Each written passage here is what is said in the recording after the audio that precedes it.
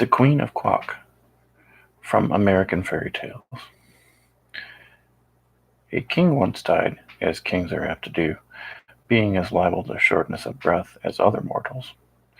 It was high time this king abandoned his earth life, for he had lived a sadly extravagant manner, and his subjects could spare him without the slightest inconvenience.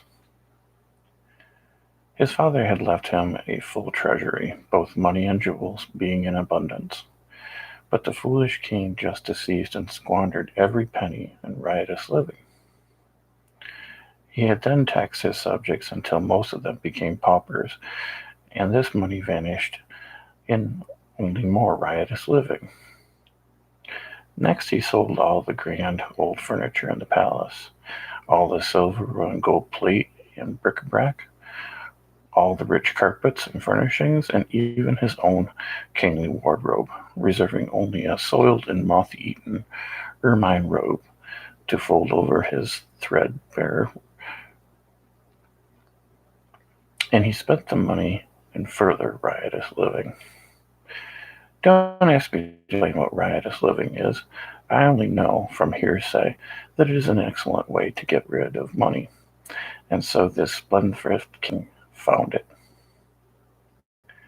He now picked all the magnificent jewels from this kingly crown and from the round ball on the top of his scepter, and sold them and spent the money.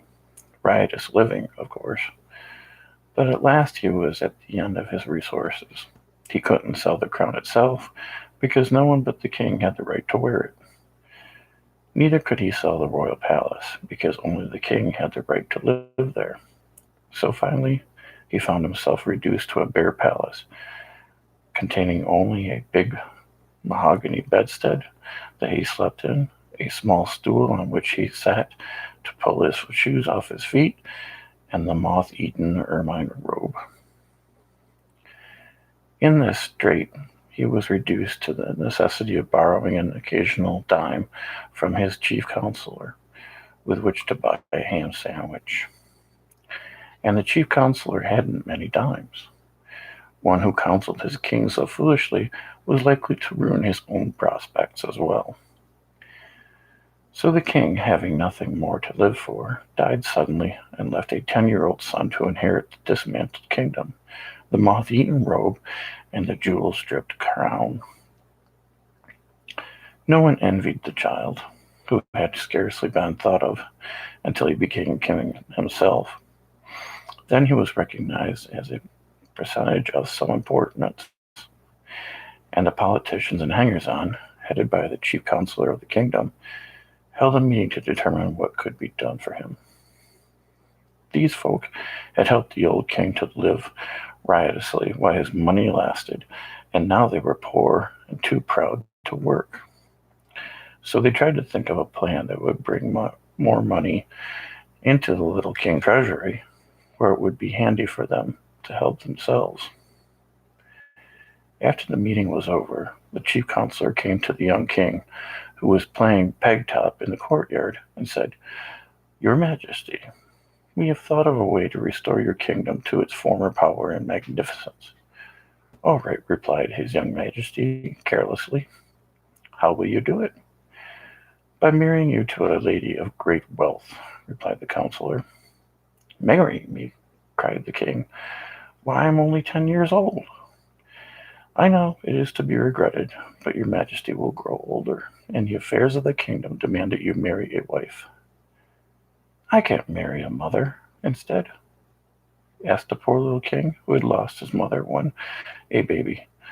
"Certainly not," declared the counselor. "To marry a mother would be illegal. To marry a wife is right and proper." "Can't you marry her yourself?" inquired his Majesty, aiming his peg-top at the chief counselor's toe, and laughing to see how he jumped to escape it. "Let me explain," said the other. "You haven't a penny in the world, but you have a kingdom. There are many rich women who would be glad to give you their wealth in exchange for a queen's coronet, even if the king is but a child. So we have decided to advertise that the one who bids The highest shall become the Queen of Quok. If I must marry at all, said the king, after a moment's thought, I prefer to marry Nyana, the armorer's daughter. She is too poor, replied the counselor. Her teeth are pearls, her eyes are amethysts, and her hair is gold, declared the little king. True, your majesty, but consider that your wife's wealth must be used. How would Nyana look if you have pulled her teeth of pearls, plucked out her amethyst eyes, and shaved her golden head? The boy shuddered. Have your own way, he said, despairingly. Only let the lady be as dainty as possible, and a good playfellow. We shall do our best, returned the chief counselor, and went away to advertise throughout the neighboring kingdoms for a wife for the boy king of Quok. There were so many applicants for the privilege of marrying the little king that it was decided to put him up at auction, in order that the largest possible sum of money should be brought into the kingdom. So on the day appointed, the ladies gathered at the palace from all the surrounding kingdoms, from Bilkan, Mulgravia, Junkum, and even as far away as the Republic of McVelt. The chief counselor came to the palace early in the morning and had the king's face washed and his hair combed, and he patted the inside of the crown with old newspapers to make it small enough to fit his majesty's head. It was a sorry-looking crown, having many big and little holes in it where the jewels had once been, and it had been neglected and knocked around until it was quite battered and tarnished. Yet, as I said, it was the king's crown, and it was quite proper he should wear it on the solemn occasion of his auction. Like all boys, be they kings or paupers, his majesty had torn and soiled one of his suit clothes, so that they were hardly presentable, and there was no money to buy new ones. Therefore the counselor wound the old ermine robe around the king, and sat him upon the stool in the middle of the otherwise empty audience chamber. And around him stood all the courtiers and politicians and hangers-on of the kingdom, consisting of such people as were too proud or lazy to work for a living. There was a great number of them, you may be sure, and they made an imposing appearance. Then the doors of the audience chamber were thrown open, and the wealthy ladies who were aspiring to being Queen of Quok came trooping in. The king looked them over with much anxiety and decided they were each and all old enough to be his grandmother and ugly enough to scare away the crows from the royal cornfields, after which he lost interest in them. But the rich ladies never looked at the poor little king squatting upon his stool. They gathered at once about the chief counselor, who acted as an auctioneer. How much am I offered for the coronet of the Queen of Quok? Asked the counselor in a loud voice. Where is the coronet? Inquired a fussy old lady who had just buried her 9th husband and was worth several millions. There isn't any coronet at present, explained the chief counselor, but whoever bids highest will have the right to wear one, and she can then buy it. Oh, said the fussy old lady, I see. Then she added, I'll bid $14. $14,000? Cried a sour-looking woman who was thin and tall and had wrinkles all over her skin. Like a frosted apple, the king thought. The bidding now became fast and furious, and the poverty-stricken courtiers brightened up as the sum began to amount into the millions. He'll bring us a very pretty fortune after all, whispered one of the comrades, and then we shall have the pleasure of helping him spend it. The king began to be anxious. All the women who looked at all kind-hearted or pleasant had stopped bidding for lack of money, and the slender old dame with the wrinkles seemed determined to get the coronet at any price. And with it the boy husband, of course. This ancient creature finally became so excited that her wig got crosswise of her head, and her false teeth kept slipping out. which horrified the little king greatly, but she would not give up. At last the chief counselor ended the auction by crying out, "Sold to Mary Brzezinski de la Porcus for $3,900,624.16. And the soured-looking old woman paid the money in cash and on the spot, which proves this is a fairy tale. The king was so disturbed at the thought that he must marry this hideous creature that he began to wail and weep, whereupon the woman boxed his ears soundly. But the counselor reproved her for punishing her future husband in public, saying, "You are not married yet. Wait until tomorrow, after the wedding takes place. Then you can abuse him as much as you wish. But at present we prefer to have people think this is a love match." The poor king slept but little that night, so filled was he with terror of his future wife. Nor could he get the idea out of his head that he preferred to marry the armorer's daughter, who was about his own age.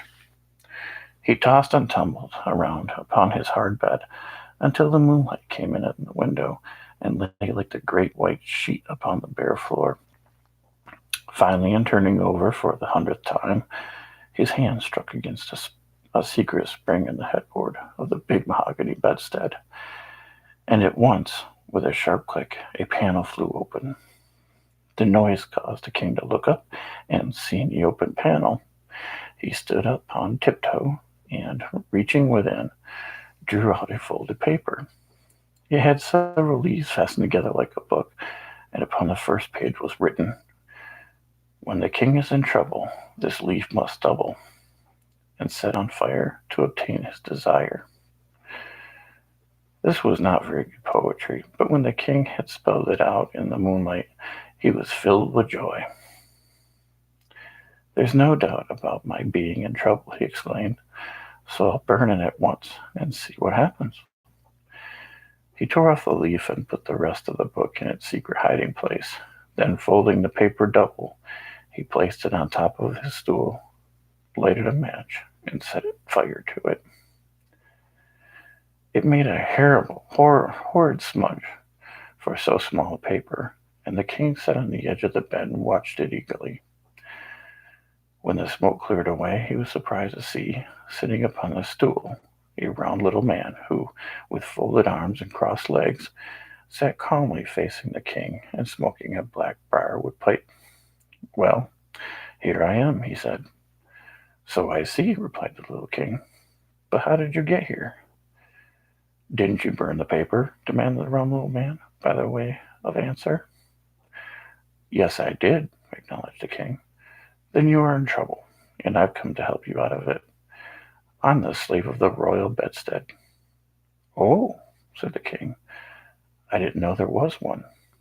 "Neither did your father, or he would not have been so foolish as to sell everything he had for money. By the way, it's lucky for you he did not sell this bedstead. Now then, what do you want?" "I'm not sure what I want," replied the king, "but I know what I don't want, and that is the old woman who is going to marry me." "That's easy enough," said the slave of royal bedstead. "All you need to do is return her the money that she paid the chief counselor and declare the match off. Don't be afraid, you are the king, and your word is law." "To be sure," said the majesty, "but I am in great need of money. How am I going to live if the chief counselor returns to Mary Ann Brzezinski her millions?"